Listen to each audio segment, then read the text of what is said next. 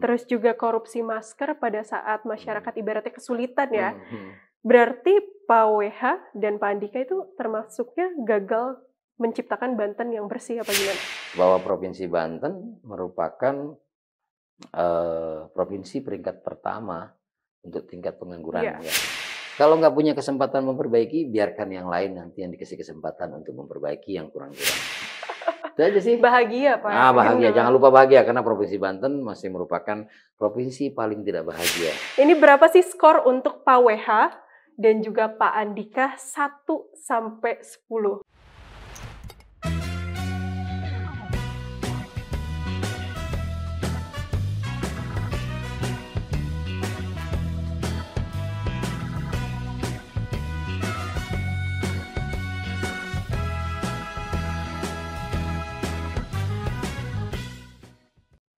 Hai pemirsa Banten Story yang tentunya setia menemani konten-konten kita yang kreatif, inovatif, dan juga pastinya inspiratif. Kali ini bersama saya, Amel Dharma, pastinya dalam program SOS, Sajian Obrolan Santai.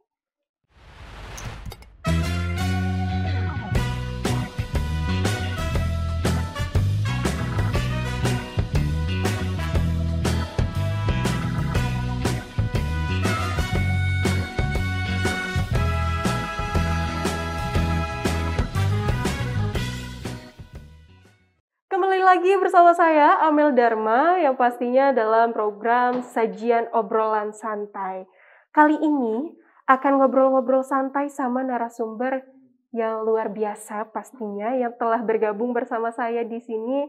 Ada Bapak Andra Soni selaku Ketua DPRD Provinsi Banten. Selamat datang, Pak.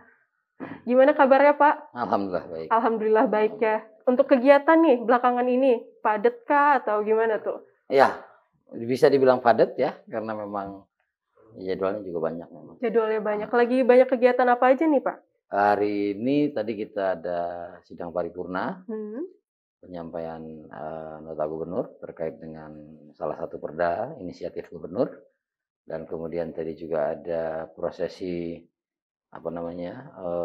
perubahan susunan keanggotaan AKD. Itu juga memang menjadi sebuah tradisi dan memang diatur juga di tata tertib DPRD bahwa setiap 2,5 tahun itu ada penyegaran rolling ya istilahnya anggota dan pimpinan AKD. Dan kemudian terakhir tadi penutupan masa sidang untuk menghadapi reses. Jadi mulai besok nih seluruh pimpinan dan anggota DPRD akan melaksanakan reses.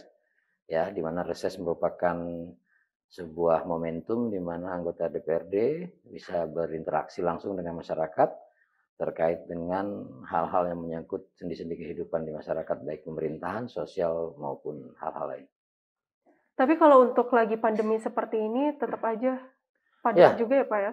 Kita kan mengalami pandemi kan sudah mau 2 tahun ya. Artinya kita juga sudah mengenal yang namanya new normal. Artinya juga sudah ada pembatasan-pembatasan, ada persyaratan-persyaratan yang harus kita laksanakan dalam setiap kegiatan. Bahkan tata cara kita masuk restoran juga sudah diatur, begitu juga cara-cara kita melaksanakan kegiatan-kegiatan mengumpulkan masyarakat. Nah, itu reses dilaksanakan sesuai dengan prokes, dan kemudian juga reses merupakan amanat yang harus dilaksanakan. Jadi, tujuannya dilaksanakan reses memang sudah sesuai dengan jadwalnya.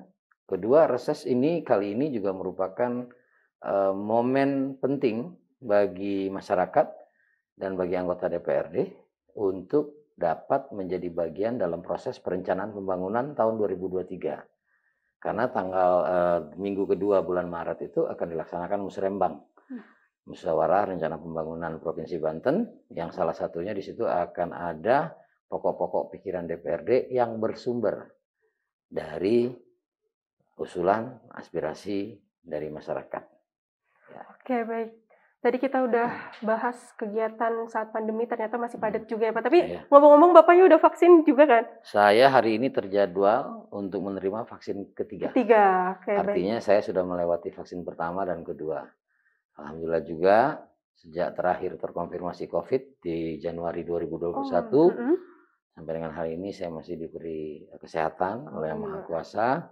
Ya itu tadi, saya selalu pakai masker, Dan ya saya berusaha menetapkan menerapkan protokol kesehatan sebaik-baiknya. Oke, baik. Kalau untuk khususan nih, Pak, kita lagi talkshow, boleh kali ya dibuka dulu karena sudah vaksin yang ketiga Ya. kali juga ya, Pak ya? Saya juga alhamdulillah sudah vaksin juga. Oke, jarak juga oke lah Iya, ya. jarak oke lah ya, Pak. Dan di ruangan ini juga perlu diketahui ya nggak banyak orang ya. Iya, betul. Oke. Boleh silakan dibuka, Boleh Pak. nih, ya. Sudah vaksin semua teman-teman di sini, jadi aman, jarak juga aman ya, Pak ya? Aman. Oh ya, Pak, nih ngomong-ngomong kita kan mau ngobrol-ngobrol santai nih sekarang. Untuk kita pengen ngobrolin soal kinerja dari gubernur dan wakil gubernur kita. Bapak Wahidin Halim dan juga Bapak Andika Hazrumi kan sudah memasuki tahun terakhir nih, tahun ini. Bulan-bulan terakhir. Iya, bulan-bulan terakhir bahkan ya, sejak dilantik sebagai gubernur dan wakil gubernur pada tahun 2017. Mei 2017. Dan genap Februari ini berarti sekitar 3 bulan lagi masa jabatannya sudah habis ya? Kurang dari 3 bulan. Kurang dari 3 bulan. Dan 5 tahun kan pastinya ini adalah bukan waktu yang sebentar gitu ya. Sangat lama 5 tahun dan gak sedikit pula kebijakan yang dibuat oleh gubernur dan wakil gubernur kita itu banyak cacian dari publik. Dan lantas sudah sejauh mana nih kan visi misi dari Pak WH dan juga Pak Andika yang sudah terrealisasikan. Dengan itu, pertanyaan pertama nih Pak, buat Pak Andra ya, yang ingin saya tanyakan, yang sebagai pimpinan dengan catatan DPRD, catatan kritis gitu ya. Ini berapa sih skor untuk Pak WH dan juga Pak Andika 1 sampai 10 dan alasannya kenapa? Nggak ngobrol dulu, langsung main skor gitu ya. Nah, iya dong. Ya saya harus jelaskan juga bahwa visi misi gubernur itu merupakan hal yang disampaikan pada saat berkampanye untuk untuk menarik simpati masyarakat menjelang pemilu 2017. Nah, mereka berdua ini terpilih ya waktu itu tipis sekali ya terpilih, artinya ada dua pilihan masyarakat pada hari itu. Dan setelah terpilih dengan sendirinya visi misi itu harus dituangkan dalam RPJMD. Nah memang di awal berkendala pertama adalah salah satu program gubernur itu adalah berobat gratis cukup dengan KTP. Ya, berobat gratis cukup dengan KTP ternyata itu tidak sesuai dengan regulasi pusat sehingga otomatis itu tidak bisa dijalankan. Kemudian visi misi yang lain adalah membangun sekolah, ya, membangun sekolah, kemudian membangun stadion, kemudian membangun jalan, memperbaiki jalan yang menjadi kewenangan provinsi. Nah, beberapa hal yang saya sampaikan tadi itu faktanya memang stadion terbangun, ya, walaupun mengalami kemunduran dari rencana itu diperkirakan sekitar Maret itu akan diresmikan oleh beliau. Dan kemudian jembatan Bogek ya alhamdulillah sedikit lagi rampung, dan kemudian ada beberapa kegiatan pembangunan yang sebenarnya tidak sempat masuk ke RPJMD, tapi karena memang menjadi sebuah kebutuhan masyarakat karena bencana dan lain-lain, itu pun di Ciberang juga sedang dibangun dan insya Allah juga akan segera selesai. Nah kemudian terkait dengan SMA, SMK, ada pembangunan SMA dan SMK baru, dan kemudian walaupun nggak sesuai dengan jumlah yang ditargetkan. Namun melihat segala sesuatu kan nggak boleh hitam dan putih ya, nggak hanya hitam dan putih, ada ranah lain yang harus kita jadikan pertimbangan. Gubernur ini kan memerintah selama 5 tahun, diberi amanat selama 5 tahun. Nah, namun di tahun ketiga, masuk tahun ketiga pemerintahan beliau ini kita mengalami beberapa kendala ya, dan itu kendala dialami oleh seluruh umat manusia atau seluruh pemerintahan di dunia, baik pemerintah sebuah negara, pemerintah provinsi, pemerintah kabupaten dan kota, itu mengalami permasalahan terkait dengan adanya pandemi COVID, di mana pandemi COVID ini meluluhlantakkan lah semua sendi-sendi kehidupan, sehingga kita harus memasuki sebuah era baru, di mana kita harus menjaga jarak, berkegiatan dibatasi, dan ini berdampak besar kepada pemerintah Provinsi Banten terkait dengan pencapaian pendapatan. Karena membangun itu, menjalankan visi dan misi itu kan harus ada pendapatan. Nah, pendapatan ini mengalami koreksi yang luar biasa. Di mana sebelumnya kita kan menarget, kita sudah masuk APBD itu 16 triliun. Tapi setelah dengan adanya COVID, APBD kita itu mengalami penurunan sebesar 4 triliun. Jadi kita masuknya di 12 triliun. Nah, untuk mengejar ketertinggalan tersebut, pemerintah Provinsi Banten sempat ingin berhutang. Ya. Sempat ingin berhutang karena dapat tawaran ada hutang yang tidak perlu bayar bunga. Ya, yang tidak perlu bayar bunga, dan itu sempat diterima, sempat dilaksanakan oleh pemerintah Provinsi Banten dengan menghutang atau meminjam dana dari PT SMI sebesar 800 miliar sekian, dan itu dipergunakan sebagian besarnya adalah untuk membangun stadion. Ya itu kan sebenarnya tujuan dari mengejar bagaimana target-target RPJMD itu tercapai. Lalu kalau ditanya ke saya berapa poinnya? Ya, skor dari 1 sampai 10. 1 sampai 10. Ya, kalau saya bernilai dari sisi subjektifnya, dari sisi objektifnya tadi saya sudah sampaikan bahwa pembangunan yang ditargetkan itu kan juga mengalami kendala ya. Tapi juga ada juga yang memang walaupun ada kendala tapi berhasil, sehingga ya saya pikir moderatnya 7 ya poinnya. 7. Alasannya lebih spesifik kenapa 7 tuh? Itu yang tadi saya sampaikan tadi itu kan spesifik sekali ya, spesifik ya. Pertama kalau melihat contohnya pembangunan rumah sakit 8 lantai itu kan sudah terbangun. Membangun jembatan bogek sudah terbangun.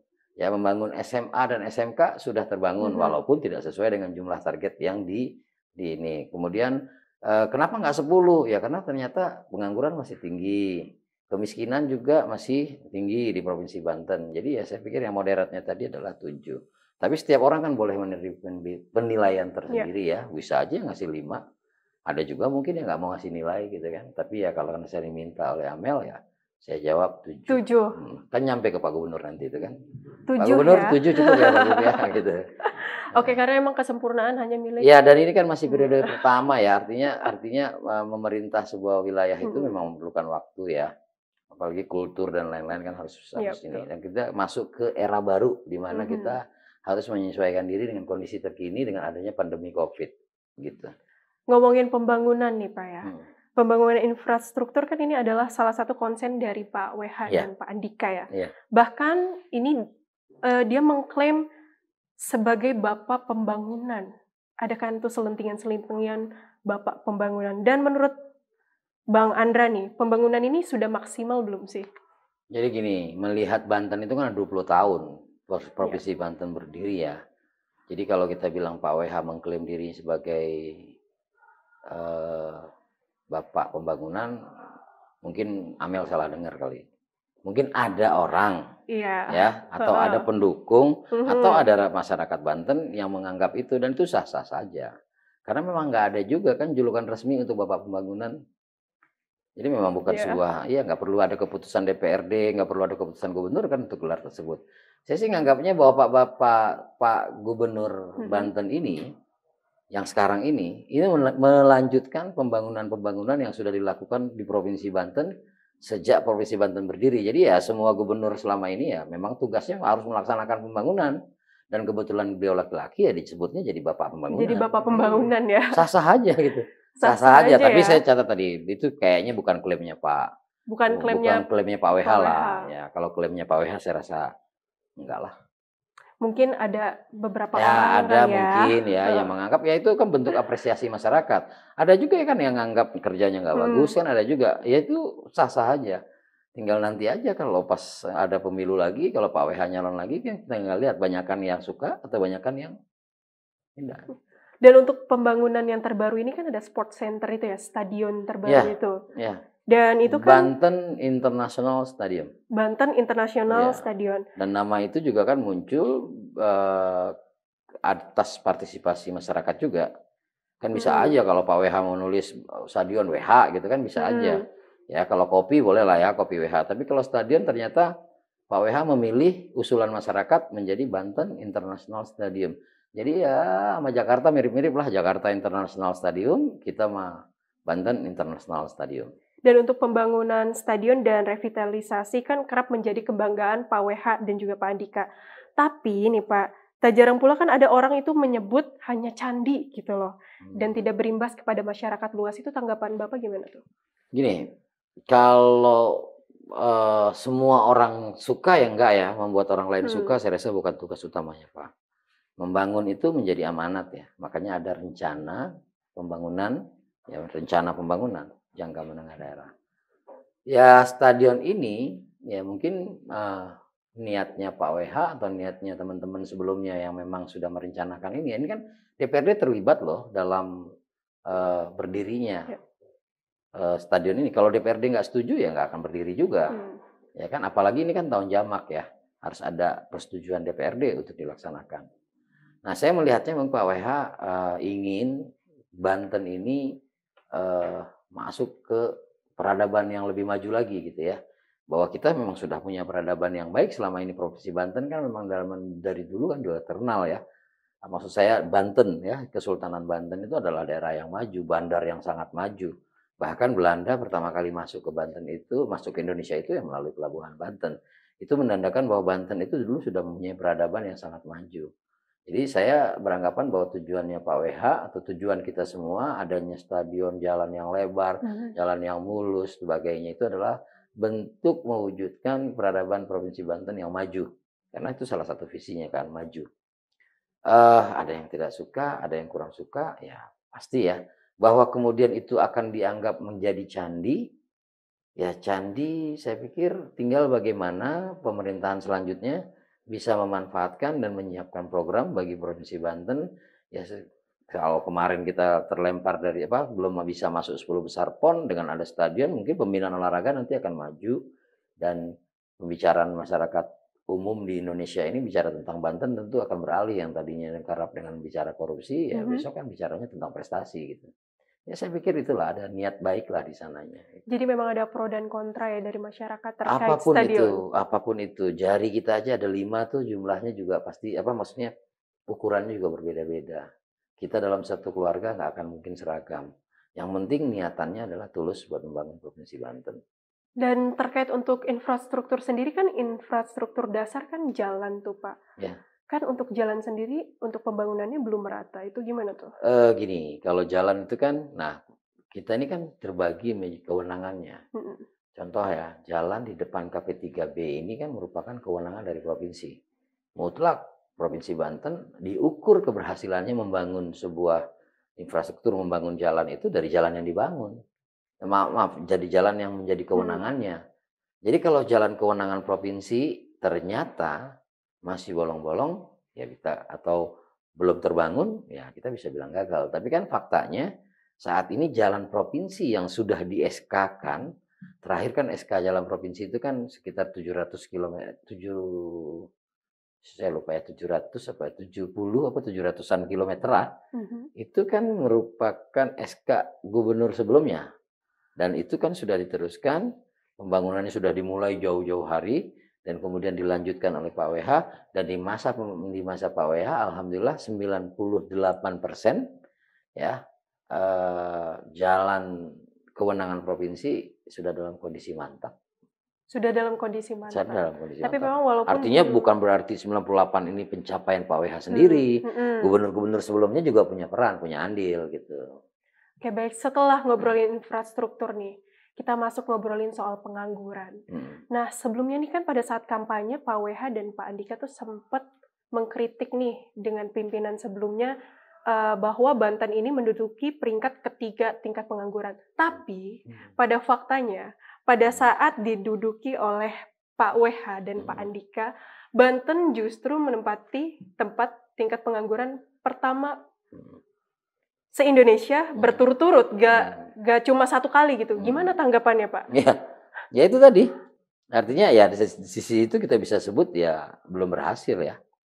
Di sisi itu ya dari sekian programnya beliau itu ya dari sisi itu faktanya kita belum berhasil. Bahwa Provinsi Banten merupakan provinsi peringkat pertama untuk tingkat pengangguran ya. Nah ya nggak ada alasan ya. Kita nggak bisa jawab apakah ini karena pandemi, karena pandemi kan bukan hanya Provinsi Banten. Yang kemarin peringkat 1 juga pandemi ya, yang kemarin peringkat 2 juga pandemi. Ya itu fakta tadi. Itu fakta, makanya poinnya hanya 7. Poinnya hanya 7. Karena memang pada faktanya pengangguran kita masih tinggi. Tapi kan upaya-upaya kesananya, upaya-upaya perbaikannya kan sudah. Kemarin BPK itu memberikan sebuah catatan terkait dengan pendidikan vokasi di Provinsi Banten. Ya masih kurang koordinasi pemerintah Provinsi Banten dengan industri-industri yang ada di Provinsi Banten, sehingga penyerapan tenaga kerja dari warga Banten atau lulusan SMA, lulusan SMK di Provinsi Banten, di industri-industri yang ada di Provinsi Banten belum maksimal.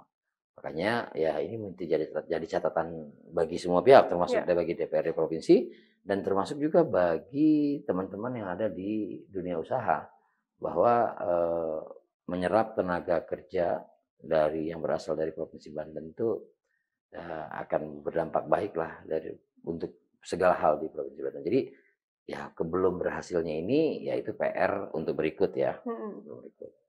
Dan itu juga kemarin sempat rame tuh Pak, bahwa kantor Gubernur Banten itu digerebek para masa, bukan digerebek ya, maksudnya didatangin para buruh gitu ya. didatangin para masa buruh gitu. Ada insiden di pertengahan Januari kemarin. Itu keinginan dari kawan-kawan buruh menyampaikan aspirasi terkait dengan penetapan upah di Provinsi Banten. Mereka ingin beraudiensi dengan gubernur dan kemudian ada insiden, ada beberapa kawan buruh yang secara spontanitas mendobrak lah ya, bukan mendobrak atau masuk ke dalam ruangan gubernur secara paksa, dan itu kan menjadi isu nasional ya. Dan kemudian ada sampai dengan laporan polisi dan sebagainya. Tapi endingnya kan alhamdulillah buruh dan teman-teman buruh dan gubernur itu bisa saling memaafkan. Saya pikir itu udah menjadi catatan kita saja. Kalau ke depan komunikasi dua arah itu mesti kita bangun. Dan ini tugas-tugas daripada pembantu-pembantu Pak Gubernur. Jadi jangan sampai semuanya ujungnya di Pak Gubernur, tapi pembantu-pembantunya tidak maksimal melaksanakan program-program yang diinginkan oleh gubernur, sehingga hal tersebut terjadi. Dan kemudian ini kan juga efek dari kebijakan pusat juga ya, efek dari kebijakan pusat yang kemudian ya dampaknya kita rasakan. Demonya kan di sini ya, demonya di wilayah kita ya, resiko menjadi seorang gubernur lah. Emang menarik sih, karena memang berita yang kemarin tuh kan ramai banget ya Pak, apalagi kan sekarang era digital tuh, Instagram, Facebook gitu kan ya, di akun-akun ya semacam akun-akun berita gitu kan memang ramai banget ya. Oh ya Pak, pada saat 2017 nih, Bang Andre kali ya enaknya ya, apa nih Bang Andre ya? Asal jangan Om aja. Enggak dong, Bang ya. Bang Andre kan pada saat pemilihan gubernur 2017 tuh mendukung gitu ya Pak WH dan Pak Andika. Dan untuk sektor kesehatan pun kan menjadi prioritas tuh pada saat berkampanye ya. Dan janji yang paling membekas pastinya yang soal kesehatan tadi di masyarakat.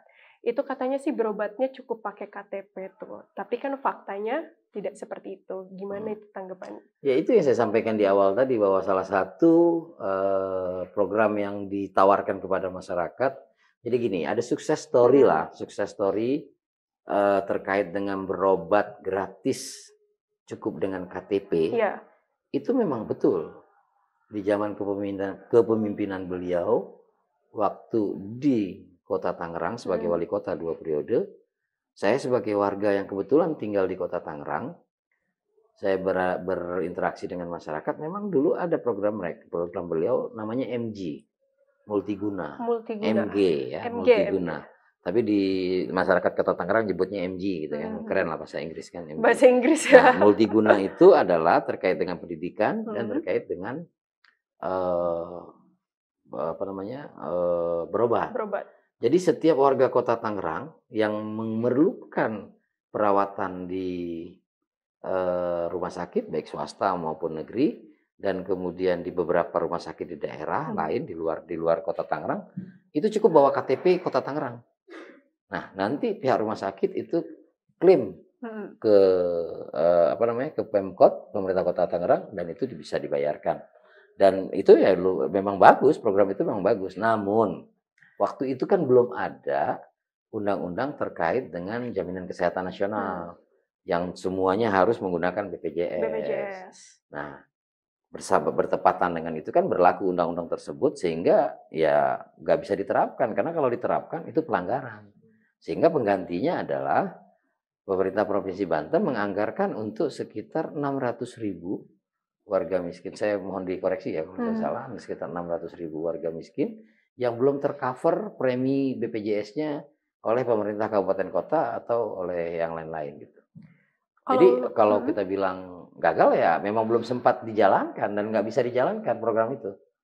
Nggak bisa dijalankan karena memang ada kebijakan yang lebih ini, dan seingat saya itu sampai berkonsultasi dengan KPK dan rekomendasinya itu nggak boleh dijalankan program itu. Kalau terkait untuk dari sektor kesehatan nih kan terutama pada saat lagi pandemi seperti ini nih Pak, Banten kan menduduki posisi ketiga terbesar penyebaran kasusnya ya, kasus COVID ini. Tanggapan Bapak sebagai Ya, yang tertinggi kan provinsi DKI ya. Tertinggi itu provinsi DKI. Dan wilayah Provinsi Banten ini berbatasan langsung dengan DKI. Itu pasti berdampak ya terhadap grafik karena banyak DKI itu banyak warga atau banyak masyarakat yang ada di DKI pada waktu siang, malamnya itu tinggalnya di Tangerang. Sehingga ya ada pergerakan manusia, mobilitas manusia yang tinggi di Provinsi Banten itu adalah karena kita berbatasan langsung dengan daerah khusus ibu kota. Jadi tingginya salah satu penyebabnya itu. Nah, pemerintah Provinsi Banten, Dinas Kesehatan bekerja sama dengan pihak kabupaten kota itu sudah menyediakan tempat isolasi dan kemudian menyediakan rumah sakit dan alhamdulillah hari ini dengan kondisi yang tinggi tersebut, bor kita kan memang tinggi ya, tapi bor kita tuh masih ada ruang lah untuk itu karena memang beda dengan kejadian di gelombang Delta ya, gelombang kedua kemarin. Itu luar biasa, rumah sakit kita bisa dikatakan lumpuh lah ya pelayanan kesehatan kita, tapi hari ini masih terkendali dan tentu itu bukan membuat kita lengah ya bahwa COVID masih ada. Jadi kalau Amel tanya, jangan nilai lagi gitu loh. Ya, jangan tanya nilai karena kan kita bukan guru untuk nilai terus. Jadi apakah pelayanan kesehatan atau apakah antisipasi penyebaran COVID gelombang ketiga ini sudah maksimal dilakukan oleh pemerintah Provinsi Banten kan gitu kurang lebih. Ya saya menganggapnya sudah maksimal. Ya karena emang sumber daya semua udah kita keluarkan kan gitu. Ya tinggal ya butuh dukungan masyarakat untuk lebih lebih taat kepada prokes dan kemudian juga butuh dukungan masyarakat untuk melakukan isolasi mandiri bila mana memang terkonfirmasi positif tanpa gejala. Itu kurang lebih. Setelah tadi nih kita membahas perihal infrastruktur, pengangguran dan lain-lain, soal kesehatan juga. Terakhir nih Pak, terkait korupsi dalam visi misi pemberantasan korupsi lah ya, dan birokrasi yang bersih juga akan menjadi konsen Pak WH dan Pak Andika.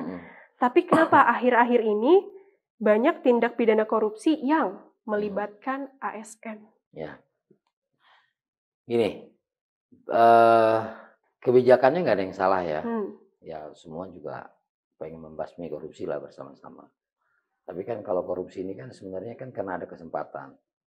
Ya kan karena kurangnya pengawasan. Ya kan karena begitu banyak keinginan mungkin bisa jadi. Jadi apa yang terjadi di Provinsi Banten ini contoh yang disampaikan terkait dengan pesantren kemarin. Itu kan sudah putus ya di pengadilan. Ya, hibah ponpes itu ya Pak ya. Hibah ponpes dan bahwa fakta persidangan bahwa memang ada unsur korupsinya dan ada mensreanya dan niat tidak baiknya. Dan sudah berproses dan sudah diputus gitu kan, Dan kemudian ada beberapa lagi masker dan lain-lain. Nah di tahapan itu kan bukan kebijakan yang salah. Dan terakhir saya dengar ada pengadaan komputer UNBK, kemudian juga sudah masuk di ranah KPK juga terkait dengan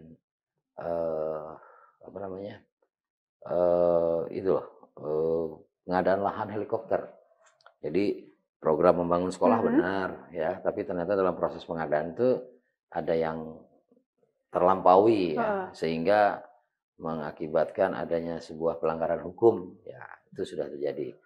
Tapi secara garis besar kan upaya-upaya pencegahan korupsi kan terus dilakukan, bahkan beberapa penghargaan kan juga didapatkan oleh pemerintah Provinsi Banten, bukan oleh Pak Gubernur ya, tapi oleh pemerintah Provinsi Banten. Tapi fakta juga ya kan masih ada. Ya, ini kan bagian dari upaya ya. Bagian dari upaya bagaimana nanti ke depan Banten itu betul-betul bersih dari korupsi. Tapi kalau menurut Bapak nih, dengan kejadian-kejadian tersebut ya, mulai dari hibah ponpes tadi, pengadaan lahan samsat, terus juga korupsi masker pada saat masyarakat ibaratnya kesulitan ya. Berarti Pak WH dan Pak Andika itu termasuknya gagal menciptakan Banten yang bersih apa gimana? Ya terbukti kan nggak ada daerah, belum ada ya, daerah yang 100% bersih gitu. Sudah bersih. Tapi banyak daerah yang terus memperbaiki diri. Salah satunya Banten. Kita harus akui, kan kalau menyuruh menilai kan kita mesti membandingkan. Nah saya kan paling nggak suka tuh terlalu membanding-bandingkan gitu kan. Ya udahlah kita nggak usah bandingkan sama yang sebelumnya, tapi kita lihat yang berjalan. Ya belum maksimal ya, karena belum sukses 100% lah. Karena masih terjadi gitu. Oke, baik, setelah tadi kita berbincang banyak sekali soal pengangguran, kesehatan, bahkan tadi nilai untuk kinerja Bapak Gubernur kita dan Wakil Gubernur kita 1 sampai 10 dapatnya 7 ya Pak, dari Pak Andra. Oke, langsung aja Pak, ini kasih closing statement nih dari Bang Andra untuk teman-teman semua nanti yang akan nonton talk show kita kali ini. Silakan Pak. Ya, karena ini obrolan santai ya kita santai-santai ya. Jadi pesan-pesan saya juga santai juga. Pertama, kalau bicara tentang pembangunan Provinsi Banten di bawah kepemimpinan Pak WH dan Andika, saya diminta menilai, ya saya kasih poin 7. Kalau ada teman-teman yang menilai poinnya 9, ya saya mohon maaf. Ya kan, kalau seandainya ada yang menilai poinnya di bawah 7, ya saya juga mohon maaf. Karena kan saya yang ditanya, bukan teman-teman yang ditanya. Kemudian terkait dengan belum berhasilnya semua program, ya manusia nggak ada yang sempurna. Oleh karena itu, yuk sama-sama kita perbaiki. Ada kesempatan nanti akan ada pemilu, akan ada yang lain-lain dalam memilih pemimpin, ya kita akan punya catatan. Apalagi ini kan generasi milenial.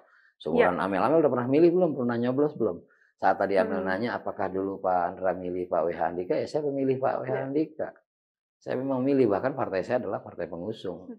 Dan sampai hari ini ya saya di DPRD bertugas bagaimana untuk bisa membantu pemerintah itu. Dan kemudian pesan saya kepada masyarakat juga terkait dengan posisi COVID-19 yang belum berakhir dan kita nggak pernah tahu sampai kapan berakhir, dan melihat kejenuhan masyarakat di lapangan bahwa ada gelombang ketiga, mereka udah nggak ini deh, udah seperti acuh ya kan.